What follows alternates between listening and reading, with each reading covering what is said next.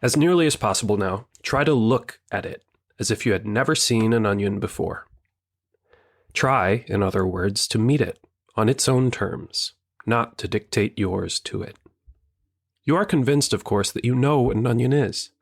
You think perhaps that it is a brownish yellow vegetable, basically spherical in shape, composed of fundamentally similar layers. All such prejudices should be abandoned. The onion is what the onion is. And your work here and now is to find that out.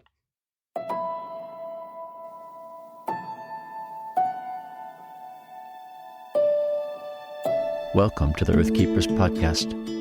This podcast is for people who seek new and better ways to love and care for the earth. It's a podcast for anyone who is deeply concerned about the harm being done to the environment on a local and global level. It's a podcast that builds community and connection between people of like heart and mind, people who believe that earth care should be integrated into every aspect of life, and for many in the Earth Keepers community, that includes our spiritual lives. I'm Forrest, and in this special episode, we depart from the usual interview format and offer you some moments of guided meditation instead. While I am in Ireland interviewing people for future episodes of the podcast, Wes Willison is stepping in to walk our listeners through something called the Onion Session. Drawn from the book The Supper of the Lamb by Robert Farrar Capon, this is a guided meditation that's meant to focus our attention on one small and humble object. This soul and mind-opening exercise helps us to perceive the wonder contained in an onion and to appreciate it as one part of creation loved by God. Just a note, you might wait to listen to this episode when you've got some downtime. For this meditation exercise, you'll need an onion, a small knife, a cutting board, and about half an hour of uninterrupted time in a quiet space. Welcome, friends, to the Earth Keepers podcast. So this is an exercise from a book by Robert Farrar Capon called The Supper of the Lamb. I first encountered this exercise while I was in grad school. I read it in the book, and then later I was able to try it out with some friends. We did it in person, and it was really powerful. So we ended up using it in a retreat that we ran a few years later at this place called the Farminary. And I've edited it a bit. I've revisited it over the years, and I hope it can be of use and of value to you. Before we start, a few housekeeping items. I recommend that you set your phone to do not disturb, turn off the notifications, silence it, do what you need to so you won't be disturbed. This exercise will take about half an hour. I leave this choice up to you, but the whole goal of this exercise is to pay attention. If you only give half your attention to this, you kind of miss the point, and it's a waste of your time twice over, because you may want to go back and try it again, but you'll also not be able to pay attention to that other thing you were working on. So just get it over now and just set everything else aside and focus on this. For this exercise, please grab a cutting board, a chef's knife, like a larger knife, and if you have one, a paring knife, like a smaller, sharp knife. And lastly, of course, our guest of honor, you will need an onion. A regular old yellow onion will be just fine. As we go through this, if I'm going too fast for you, feel free to just hit pause and then come back. And so, to begin, sit down at a table with the cutting board, the knife, and the onion in front of you. Address yourself to the onion at hand. You must resist the temptation to feel silly at this point. I ask that you don't give up out of embarrassment, but address yourself to the onion. Introduce yourself.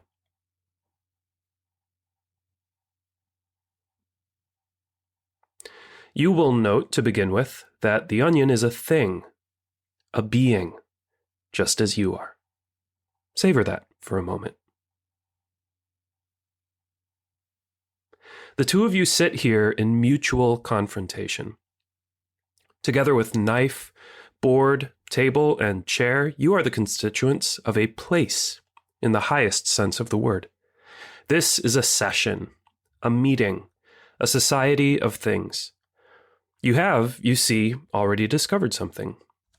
The uniqueness, the placiness of places derives not from abstractions like location, but from confrontations like person, onion. Erring theologians have strayed to their graves without learning what you have just come upon. They have insisted, for example, that heaven is no place at all, because it could not be defined in terms of spatial coordinates, or they have written off humanity's eternal habitation as a, quote, state of mind. But look what your onion has done for you. It has given you back the possibility of heaven as a place, without encumbering you with the irrelevancy of location. This meeting between the two of you could be moved to 1,000 different latitudes and longitudes, and still remain the session it started out to be. Indeed, by the motions of the Earth, the solar system, the galaxy, and the universe, if that can be defined, then every place, every meeting of matter becomes a kind of cosmic floating crap game. Location is accidental to its deepest meaning. What really matters is not where we are, but who, what real beings are with us. And in that sense, heaven, where we see God face to face through the risen flesh of Jesus, may well be the placiest of all places, as it is the most gloriously material of all meetings. Here, perhaps, we do indeed see only through a glass darkly. We mistake one of the earthly husks of place for the heart of its mattering. But back to the onion itself. As nearly as possible now, try to look at it as if you had never seen an onion before. Try, in other words, to meet it on its own terms, not to dictate yours to it.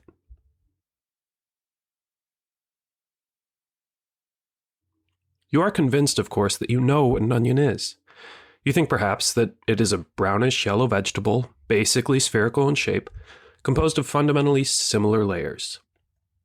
All such prejudices should be abandoned. The onion is what the onion is. And your work here and now is to find that out. For a start, therefore, notice that your onion has two ends. A lower, now marked only by the grayish, blackish spot from which the root filaments descended into the earth, and an upper, which terminates in a withered peak of onion paper. Unless your onions are over the hill, or have begun to sprout because you store them under a leaky sink trap. Anyways, note once again what you have discovered. An onion is not a sphere in repose.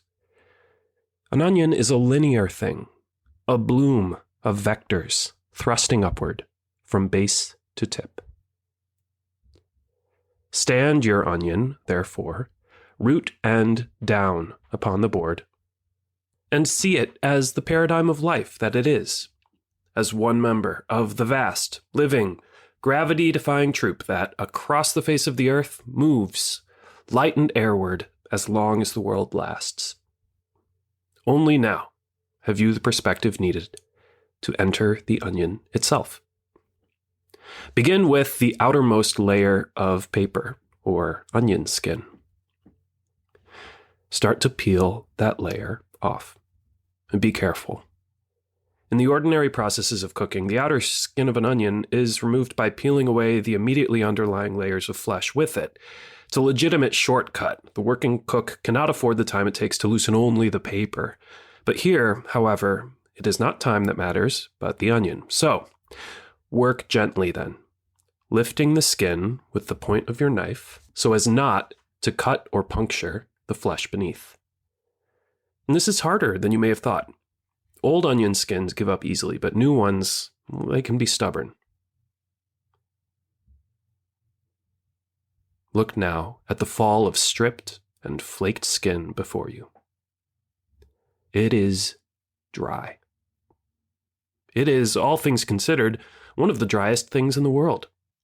Not dusty dry like potatoes, but smoothly and thinly dry, suggesting not accidental desiccation, not the withering due to age or external circumstance, but a fresh and essential dryness. Dryness as an achievement, not a failure.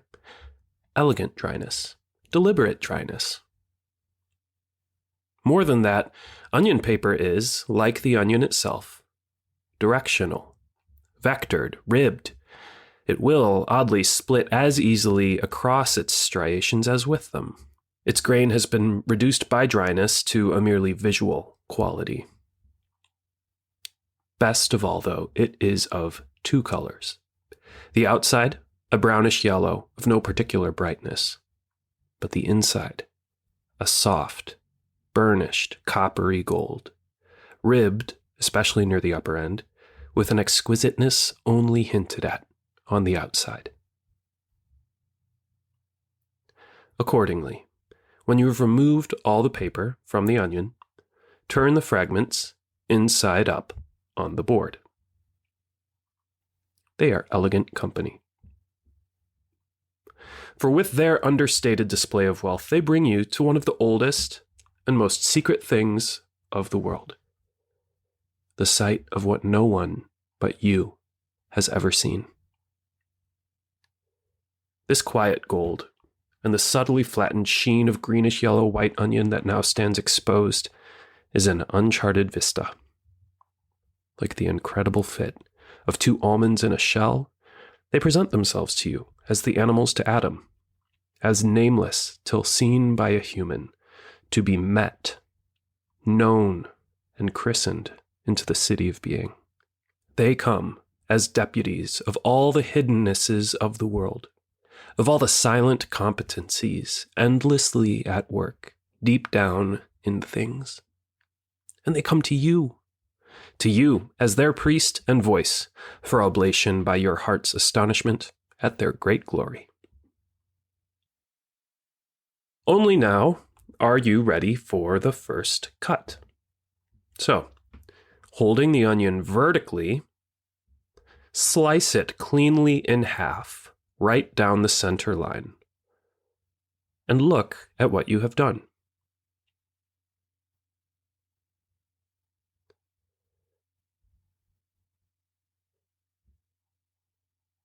You have opened the floodgates of being. First, as to the innards, the mental diagram of sphere within sphere is abolished immediately. Structurally, the onion is not a ball, but a nested set of fingers within fingers, each thrust up from the base through the center of the one before it.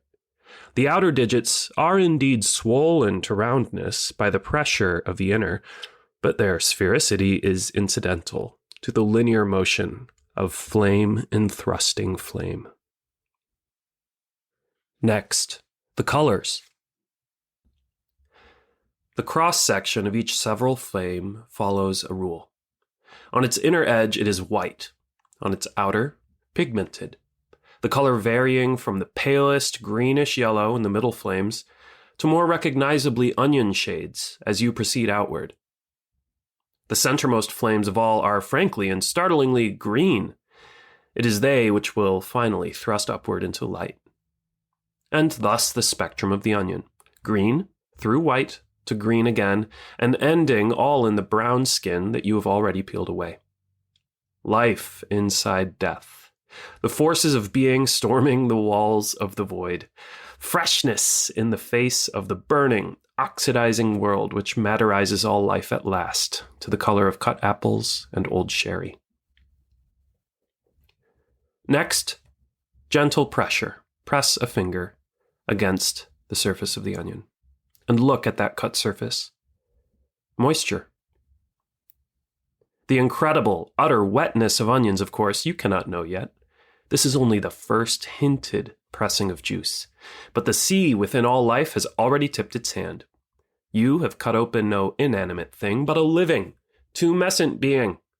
A whole that is, as all life is, smaller, simpler than its parts, which holds, as all life does, the pieces of its being in compression. And to prove that, try to fit the two halves of the onion back together.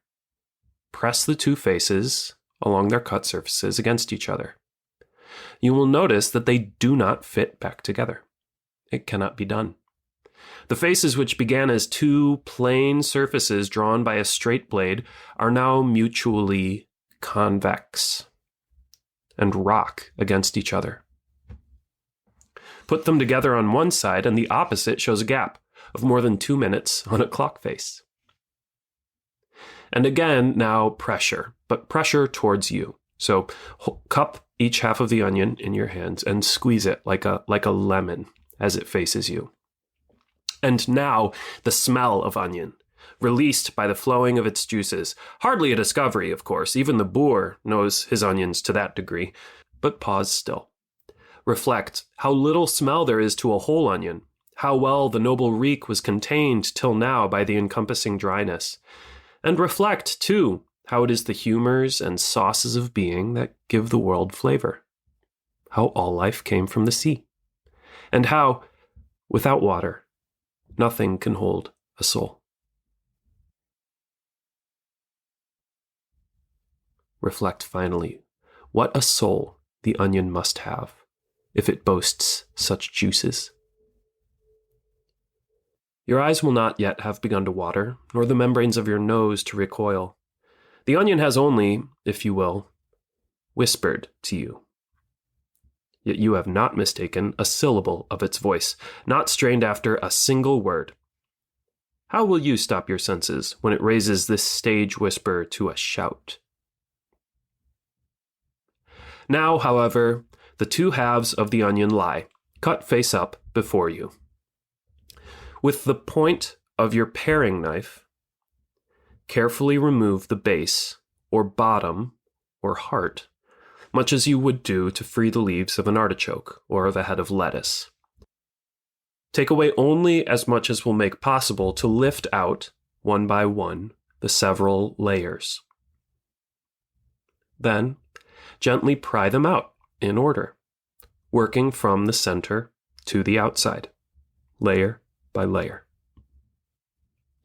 Arrange them in a line as you do, with matching parts from the separate halves laid next to each other, making them ascend thus by twos from the smallest green fingers on the left, through white flames in the middle, up to the outer shelves on the right, which sit like paired Russian church spires.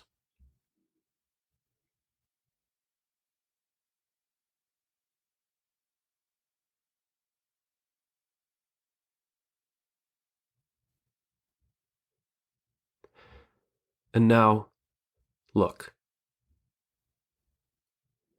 The myth of sphericity is finally dead. The onion, as now displayed, is plainly all vectors, risers, and thrusts. Tongues of fire. But the Pentecost that they mark is that of nature, not grace. The Spirit's first brooding on the face of the waters. Lift one of the flames. Feel its lightness and rigidity, its crispness and strength. And now, let's make proof of its membranes. First, remove the inner membrane. Thin, translucent, easily removed. The outer, however, thinner, almost transparent, and so tightly bonded to the flesh that it protests audibly against separation. You will probably have to break the flesh to free even a piece of the outer membrane. These membranes, when in place, give the onion its fire, its sheen, soft within and brighter without. But when they are removed, the flesh is revealed in a new light. And given a minute to dry, it acquires a pale, crystalline flatness, like nothing on earth. Eggshell is the only word for it, but by comparison to the stripped flesh of an onion, an eggshell is really only as delicate as poured concrete. Set aside your broken flame now and pick up a fresh one. Clear a little space on the board. Lay it down on its cut face and slice lengthwise into several strips.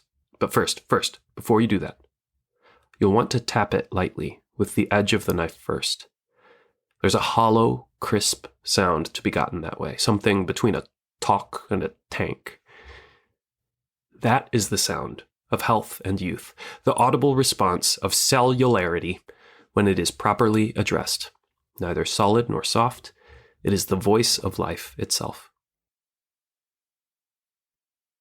So after producing the sound, lay the flame down and slice it lengthwise into strips. Next, take one of those slivers and press it. Here you will need firmness. If you have strong nails, use the back of the one on your middle finger.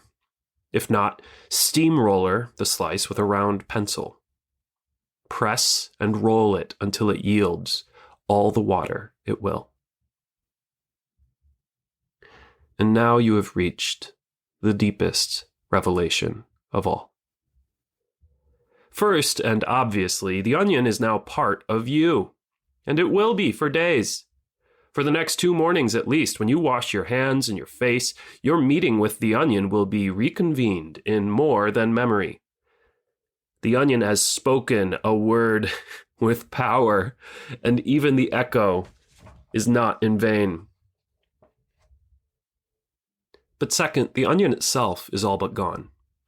The flesh, once so crisp and solid, turns out to have been an aqueous house of cards. If you have done your pressing well, the little scraps of membrane and cell wall are nearly non-existent. The whole unfolded nest of flames was a blaze of water, a burning bush grown from the soil of the primeval oceans. All life is from the sea.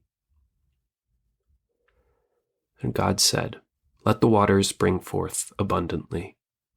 And God saw that it was good. This juice, this liquor, this rough and ready cordial runs freely now on board and hands and knife. Salt, sweet, and yet so much itself as to speak for no other, it enters the city of being. What you have seen, to be sure, is only the smallest part of its singularity, the merest hint of the stunning act of being that it is. But it is enough, perhaps, to enable you to proceed. If not with safety, then with caution. For somehow, beneath this gorgeous paradigm of unnecessary being, lies the act by which it exists. You have just now reduced this onion to its parts, shivered it into echoes, and pressed it to a memory, but you've also caught the hint that a thing is more than the sum of all the insubstantialities that compose it. Hopefully, you will never again argue that the solidities of the world are mere matters of accident, creatures of air and darkness, temporary and meaningless shapes out of nothing. Perhaps now you have seen, at least dimly, that the uniqueness of creation is the result of continuous, creative support, of effective regard by no mean lover. God likes onions. Therefore, they are. The fit, the colors, the smell, the tensions, the tastes, the textures, the lines, the shapes, these are all a response.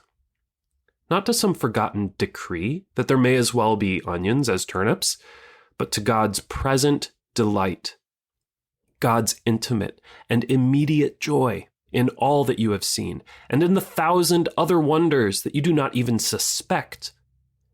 With Peter, the onion says, "Lord, it is good for us to be here." "Yes," says God, "Tov, very good." I shall give you the summation of my case for paying attention. Our real work is to look at the things of the world and to love them for what they are. That is, after all, what God does. And humans were not made in God's image for nothing. The fruit of God's attention can be seen in all the arts, crafts, and sciences. It can cost time and effort, but it pays handsomely. If an hour can be spent on one onion, think how much regarding it took on the part of that old Russian who looked at onions and church spires long enough to come up with St. Basil's Cathedral. Or how much curious and loving attention was expended by the first person who looked hard enough at the insides of trees, the entrails of cats, the hind ends of horses, and the juice of pine trees to realize that they could turn them all into the first fiddle. No doubt, someone urged them to get up and do something useful with their time. I am sure that they were a stalwart enough lover of things to pay no attention at all to the nagging. But how wonderful it would have been if they had known what we know now about their dawdling. They could have silenced that nag with the greatest riposte of all time. Don't bother me. I am creating the possibility of the Bach unaccompanied sonatas. But if humanity's real attention is repaid so handsomely, our inattention costs us dearly. Every time we diagram something instead of looking at it, every time we regard not what a thing is, but what it can be made to mean to us, every time we substitute a conceit for a fact, we get grease all over the kitchen of the world. Reality slips away from us, and we are left with nothing but the oldest monstrosity in the world: an idol. Things must be met for themselves. To take them only for their meaning is to convert them into gods, to make them too important, and therefore to make them unimportant altogether. For idolatry has two faults. It is not only a slur on the true God, it is also an insult to true things. They made a calf in Horeb, thus they turned their glory into the similitude of a calf that eateth hay. Bad enough, you say. Ah, but it was worse than that. Whatever good may have resided in the golden calf, whatever loveliness of gold or beauty of line, went begging the minute the Israelites got the idea that it was their savior out of the bondage of Egypt. In making the statue a matter of the greatest point, they missed the point of its matter altogether. Berate me not, therefore, for carrying on about slicing onions in a world under the sentence of a pandemic and a climate catastrophe. The heaviest weight on the shoulders of the earth is still the age-old idolatry by which humans have cheated themselves of both creator and creation. And this age is no exception. If you prefer to use your time to address yourself to graver matters, well and good. Idolatry needs all the enemies it can get. But if I choose to break images in the kitchen and the garden, I cannot be faulted. We are both good people, in a day when good people are hard to find. So let us join hands and get on with our iconoclasm. There's a Russian story about an old woman whose vices were so numerous that no one could name even one of her virtues. She was slothful, spiteful, envious, deceitful, greedy, foul-mouthed, and proud. She lived by herself and in herself. She loved no one and no thing. One day, a beggar came to her door. She upbraided him, abused him, and sent him away. As he left, however, she unaccountably threw an onion after him. He picked it up and ran away. In time, the woman died and was dragged down to her due reward in hell. But just as she was about to slip over the edge of the bottomless pit, she looked up. Above her, descending from the infinite distances of heaven, was a great archangel, and in his hand was an onion. "Grasp this," he said. "If you hold it, it will lift you up to heaven."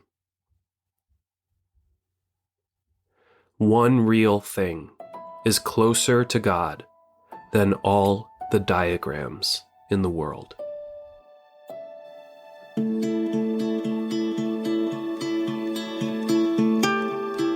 You've been listening to Wes Willison, my nephew and a friend to the Earthkeepers podcast. To learn more about Wes or about the source of the Onion session, please go to the show notes for this episode. I am Forrest Inslee, your podcast host. Our executive producer is James Amadon, and our producer is Dave Wolfers. Timothy Connor is our editor, and Forrest Reed is the creator of our original music. Our research assistant is Colleen Meggerly, and Jesselyn Gentry is our social media director. Thank you, friends, for listening, and please join us for our next conversation on the Earthkeepers podcast.